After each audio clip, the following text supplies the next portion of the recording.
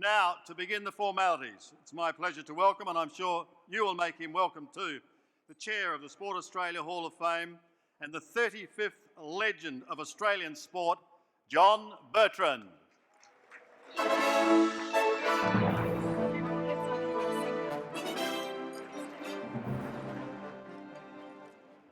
So, ladies and gentlemen, welcome. Welcome to the Sport Australia Hall of Fame. To the Senator, the Honourable Bridget McKenzie, Minister for Sport, representing the Prime Minister of Australia, Scott Morrison.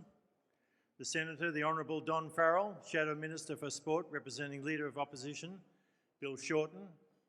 The Lord Mayor of Melbourne, the new Lord Mayor of Melbourne, Sally Capp. Lieutenant General Rick Burr, Chief of Army. Mr John Wiley, Chair, Sport Australia. Ladies and gentlemen, welcome all.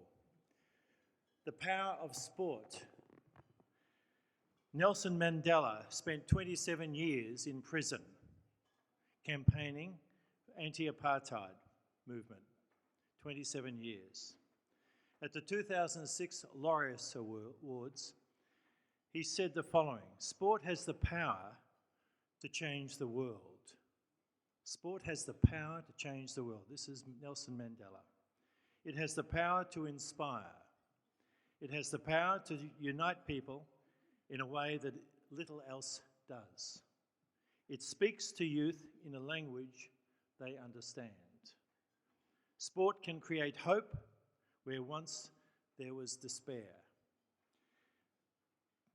10 years earlier, 1995 Rugby World Cup in South Africa, Springboks versus the All Blacks.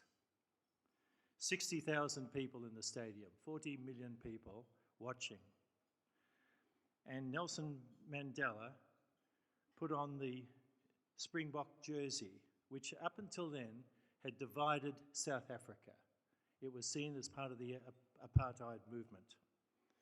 And the new president of South Africa donned this jersey, the Springbok jersey. The Springboks went on to win, and 60,000 people in the stadium applauded, and 40 million people combined as one for the first time. The power of sport. Perhaps a little bit like Karen Perkins, Lane 8, 1996 Atlanta, when he should never have won. And maybe Kathy Freeman, 2,000, 400 metre. That young girl, how the country just applauded.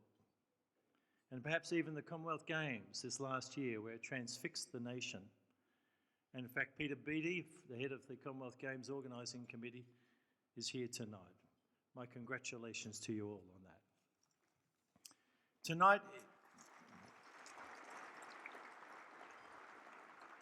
Tonight is very special. We have 80 sporting codes represented here in 1,100 people. The Sport Australia Hall of Fame represents all the sporting codes in this country, including all Olympic disciplines. It's a phenomena. There's nothing like it in the world. In the United States, you have NFL Hall of Fame, NBL Hall of Fame, but you don't have a Hall of Fame that represents all the sporting codes of one country.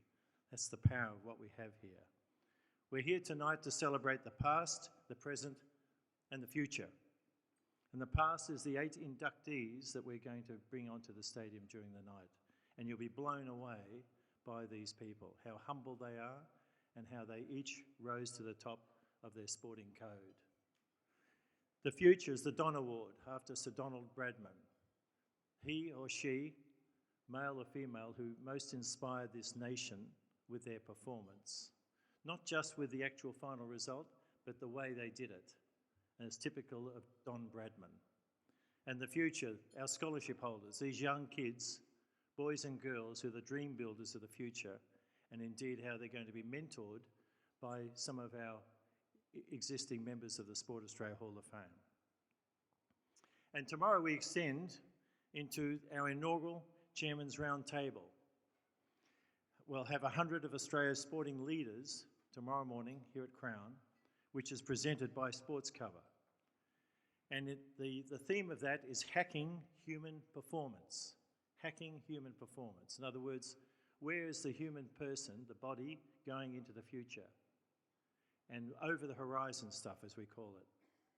And on that panel, we'll have Andy Walsh, former director of Red Bull Human Performance Laboratory, an Australian who came out from the US today. And in addition to that, Lieutenant General Rick Burr, Chief of Army, about here and now, Special Forces, the very, very latest in thinking. And we have John Wiley, the Chair of Sport Australia, where Sport Australia and indeed the AIS is going into the future. So it's going to be pretty interesting. Hacking human performance over the horizon is the starting point. We've entered a new era for Sport Australia Hall of Fame. Etihad had been our major sponsor for the last 10 years. And now we're looking for new sponsors. And indeed, it's very, very important that we achieve this in terms of the financial well-being of this not-for-profit organisation. You can see the significance of tonight. But all of these things, we have very, very little typical sponsorship backing, and we're looking for more. The Australian Sports Foundation, 100% tax deductible, and it's all part and parcel of the new era that we have here today. So I would hope that as a result of tonight, there's no such thing as a free dinner, that indeed you can start to think about how potentially you or your company or whatever could be more involved in the Sport Australia Hall of Fame, something that is of national importance to this country.